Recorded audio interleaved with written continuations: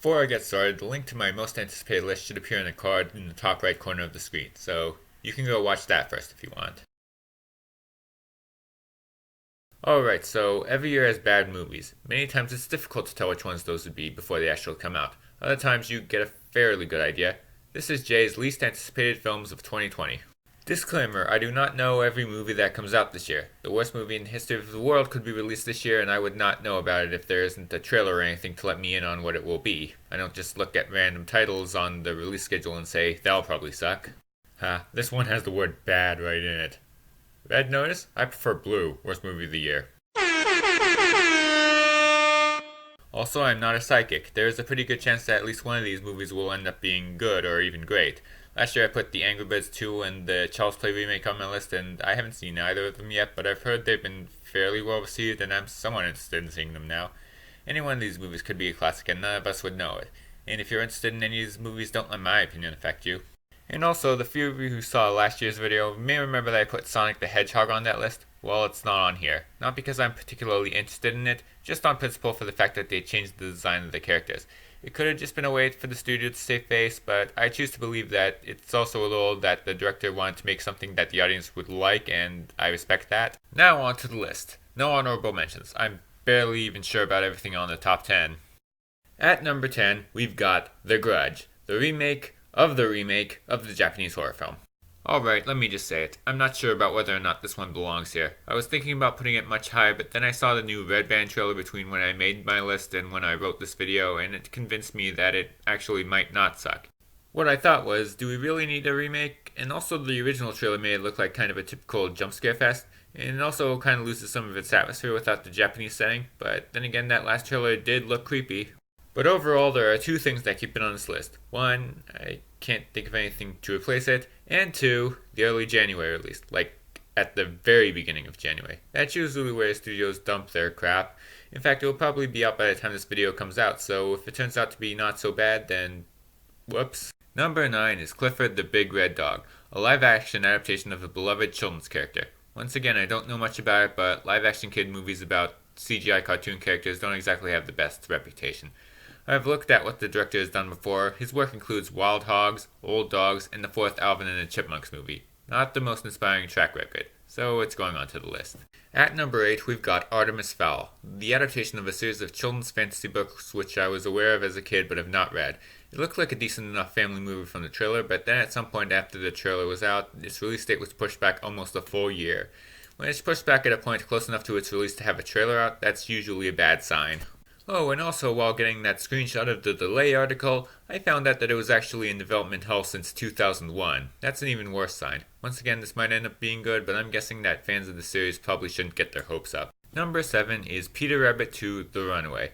I'll admit I've never seen the first Peter Rabbit. I've heard somewhat positive things about it, but I'm still not sure if I'll enjoy it. It just looks like a typical kiddie live-action film that tries too hard to be hip, and the sequel doesn't look much different. I could be wrong, maybe I'm just cynical, but I'll put it here. And now we get to number 6, which is Trolls World Tour. The first Trolls movie is apparently certified fresh, but I've never heard anybody say they particularly enjoyed it. Anyway, it doesn't look like it'll appeal to me. It looks like a sickeningly sweet, poppy movie that'll be strictly for little kids. I guess I could be wrong since I've never seen the first movie, but the entire point of this video is to judge movies before they come out, so I'm an asshole for simply making this video. At number 5, here comes Saw, a reboot of the franchise that started and dominated the torture porn horror trend of the 2000s. Done by Chris Rock of all people. He's not directing or anything, but he apparently wrote it and plays the main character, and it's being called his film.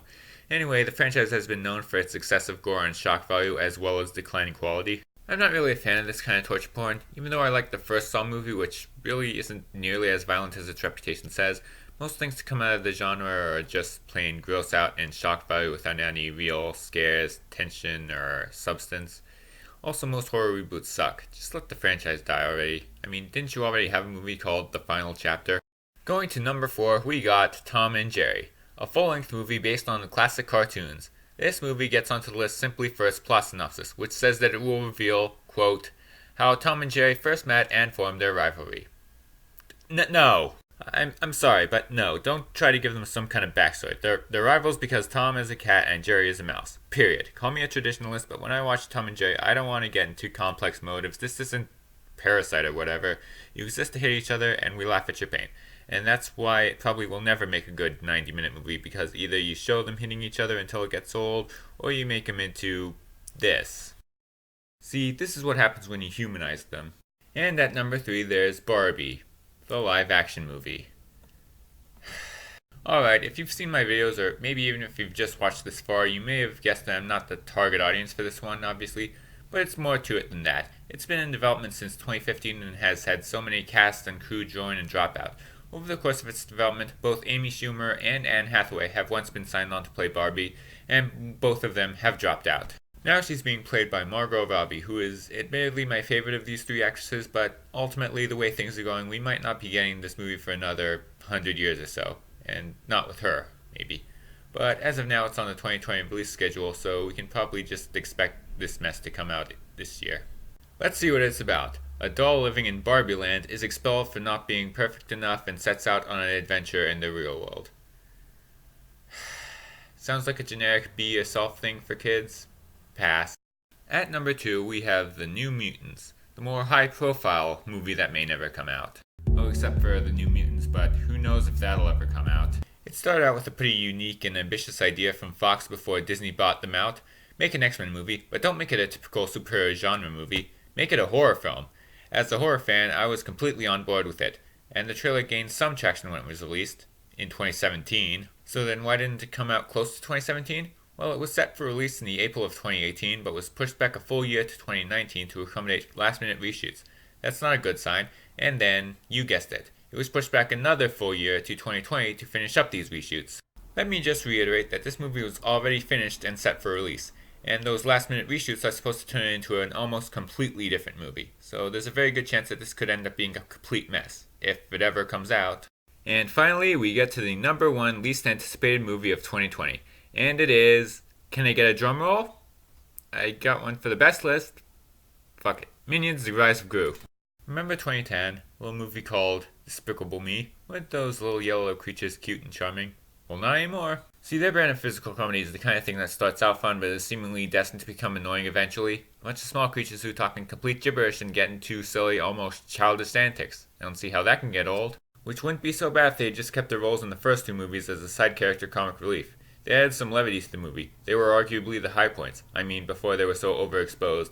But then somebody decided to put them at the forefront of their own movie, and it was too much of a good thing. These guys' antics can't hold up for 90 minutes. These are comic relief characters. They can't function on their own. Just look at Joey. Actually, no. At least Joey had an actual personality.